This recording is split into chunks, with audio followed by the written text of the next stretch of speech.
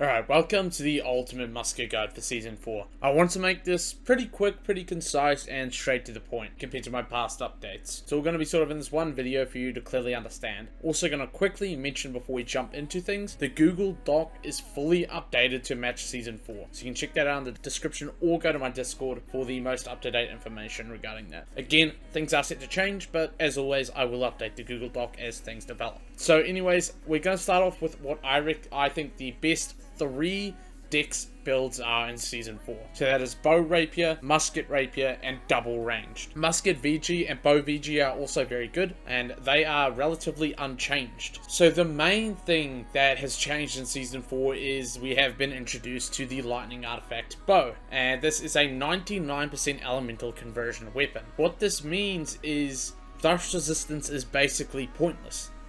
So there's no real need to run it. And the reason I say this is that any bow is going to split their damage. Regardless if they're running the lightning bow or the syncretic bow, they're going to use a rune glass, especially with the new rune glass buff, which changes it from a 60-40 to a 50-50. So an update again is that rune glasses are now best in slot in your weapons, because not only is it a normal tier 5 gem, now you also get that 3-dot tick. So it is effectively a tier 6 gem at this point, and they might as well call them that. With this, we're going to start off with the Bow Rapier. And again, I've got all 3 links to these new Raw Buddy gear sets in the description, and we're just going to start off from top to bottom. So first off, your deck split is relatively the same. It is, I'm going to recommend 350 dex, 150 int, 150 con for all 3 of these builds. The minimum amount of con you can have to survive decently, and again the 150 int passive and all the previous int passives all work with bow and musket really well, obviously. And obviously intelligence also scales with musket. The new gem scaling I do want to quickly cover is not that good for musket or bow. Again, dex for your bow, it is still more damage because 90% scaling with int is not worth it in my opinion. Musket still scales with both stats because that is an intended way the weapon works. Musket is a dual scale weapon even before you slot a gem, so either way you look at it, you can still, use 350 in if you wanted to, but it's at 0.6 scaling. So I recommend staying at the 350, 150 for both musket and bow. Now on with the builds, again your typical consumables, we are aiming for that 350, 150, 150. Again, you've got your empowers here. Just keep in mind that you are going to hit empower cap pretty quick with all of these builds. So with Bow Rapier, you've got your trees here, just leave them up on screen. So flourish and finish, evade, fletch, and then for bow you've got your rain, explosive, and pin arrow for cancel, for animation cancel. On to my next point. You're probably wondering, why are we not lightning harnessing? And that is because lightning bow is worse than syncretic bow, and I want to make that point very clear. So in my last video, it's basically going to be uploaded at the exact same time as this video. I highly recommend you check out that video as well to gain a full picture of what is going on and what I mean when I say the syncretic bow is better than the artifact bow. So now with the armor, we're running, of course, elemental aversion. This is a complete meta shift from Season 3, and it is unfortunate to say most of our gear is going to get replaced. This is kind of annoying, and this is the very thing that I was afraid of with AGS doing, is artifacts are going to change the meta every season. And I don't know how I feel about that, because that is going to drain a lot of gold, and some people don't even have a full set for Season 3 yet. And now we're already expected to pivot 180 and get a whole new gear set. So I'm kind of annoyed that AGS is going towards this meta shift every month, or every season, sorry, so every 2.5 months-ish. I don't know how I feel about that, and I don't think it's a good impact for the game having to get new gear every single month, or every single season, sorry. Without further ado, I do recommend 5 elemental aversion. Harnessing, of course, we're going nature. This also, again, if you did decide to play poison, is going to help that a lot. Health is your 5th perk, but there is a choice here. If you want to run shirking heals, you can simply swap out health. For the attuned leather pants, that is still the best artifact you can run on your armor. And again, we're slotting nature harnessing as our 3rd at the kiln now. Now, the gems we're running is full opals. Of course, this is a elemental meta in Season 3 and even more so Season 4. Everyone is double dipping, everyone is going to be splitting their damage. There's very few classes that are not going to be splitting their damage. You want to split your damage. You are going to want to resist as much elemental as you can. And the most consistent way to do that against all elemental types is opals. Runeglass opals, arboreal elemental wards in our case for this nature build.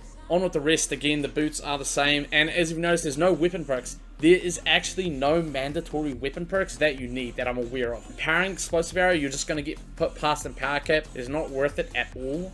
Again, I don't think there's any other. Maybe you want shirking energy, so you could probably swap out nature harnessing on your legs for shirking energy. Other than that, I don't think there's any other mandatory weapon perks or unique perks that you need at all. I would rather just stack 5 harnessing, 5 resistance, and 5 health, or 5 shirking heals depending on what you prefer, and call it at that.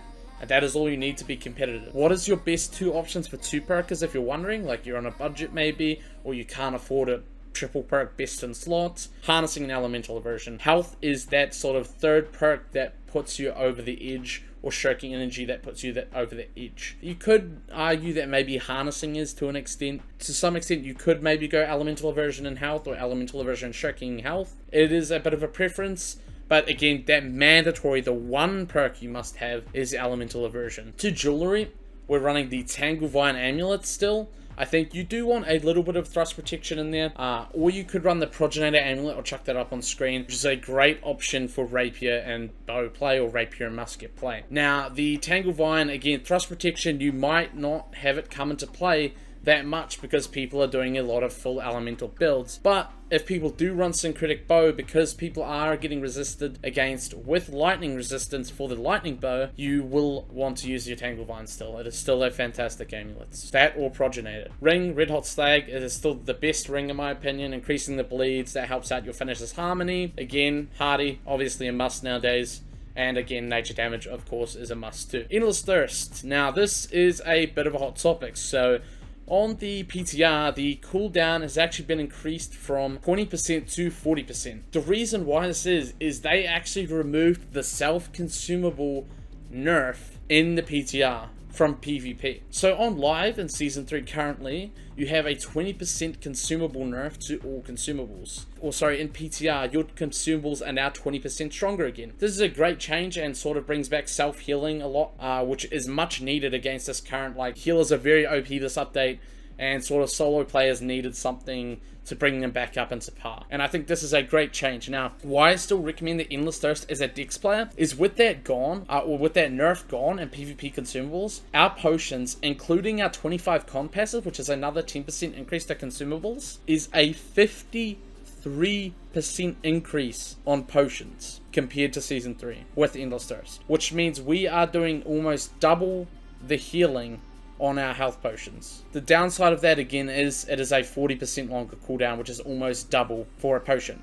So it's effectively double the power, double the cooldown, which I think is a good trade-off. That makes sense. As a Dex player, you might not need to pop consumables all the time, and that is personally why I think Endless Thirst is fantastic. If you don't want to run Endless Thirst, then you don't want to run any artifact jewelry at all, in my opinion. You will probably want to go for something like Nimble, Purifying Toast, and maybe Healing Heart. Those 3 perks, but that is entirely up to you. For the last 2, again, hot topic, please watch the video that I uploaded with this one that covers the why Syncretic Bow is better than the Lightning Bow. The title of that video is probably called Why Bolt Caster is Broken, Not in the Way You Think. I thought that was a really funny title. So anyways, Finisher and Syncretic Bow, both with rune glasses now, because on the PTR for Season 4, it is set to be a 50-50 split, which is basically a tier 6 gem because you also get the dot. Again, Finisher's Harmony, fantastic, 15% damage increase. Boreal Tumon's our last tier, Keenly Jagged. This is a name drop you can find in Brimstone Sands from Brimstone Bosses. And then Keenly Empowered as your last on Finisher, or Penetrating Backstab. And that is sort of playstyle dependent, because a lot of people do sort of do evade spam from behind, and you might get more use out of pin backstab, or depending on how you play, you may get more use out of Keenly Empowered. It is sort of a personal preference thing. For Heart Rune, we've gone with the Brutal Heart Rune of Cannon Blast. Just again, a lot more damage there, easiest to hit, most damage. So I think that is everything for the bow build. Now for the double range build, everything is basically the exact same as the bow build, except one thing has changed, and that is obviously swapping out the rapier for the musket, the syncretic musket, which again drops from Brimstone Bosses. and you can slot your third perk at a gypsum kiln. And again, I've talked about this, crippling powder burn is the best third perk in my opinion. The 45% slow is absolutely disgusting and allows you to land your projectiles much easier. I think we are about ready to jump onto the next build. I'll quickly hover over the trees here. So there's the musket tree. We're going for powder, power, and sticky. And again, all the armor is the same. There's a full nature build as well. We don't want to do a fire harnessing build. We don't want to do a lightning harnessing build. You preferably want to do a nature harnessing build, arcane harnessing build, ice harnessing build, or void harnessing build. And I think your best two are actually arcane and nature. Nature's probably your best because there is an achievement for it. Arcane doesn't have an achievement. But again, if your achievement isn't matching, there's around a 20 damage loss. It's not much. And there is actually an option if you cannot afford crafted gear. And I quickly do want to cover that. It is the Soul Shroud set. Now, the Soul Shroud set is a name set you can get from Merkguard bosses that drop Enchanted Ward and Arcane Harnessing. Now, again, there's two issues with this set. Magnify. Magnify is very bad, and you don't want more than 3 to 4 Magnify. It's going to completely ruin your stat split, which is fucking annoying. And again, it's got Enchanted Ward. While it is a nice perk, it is not as good as Elemental Aversion in Season 4. But it is a good set if you can't afford crafted gear. Now for the last set, which is Musket Rapier, this is again exactly the same as the previous two sets, except we've dropped the bow and put on a musket, and we've dropped the and we've put the rapier back on, sorry. So again, finisher, syncretic musket, crippling powder burn is last. Everything else is the same. Again, amulet can be swapped out for progenitor, endless thirst can be swapped out for an crafted amulet with healing heart, nimble, and purifying toast, and that is personal preference. And again, health can also be swapped out for shirking hills if you desire. I think that is almost everything for the ultimate Dex build guide for season 4. If there's any questions, make sure you drop them in the comments. See you in the next one. Peace.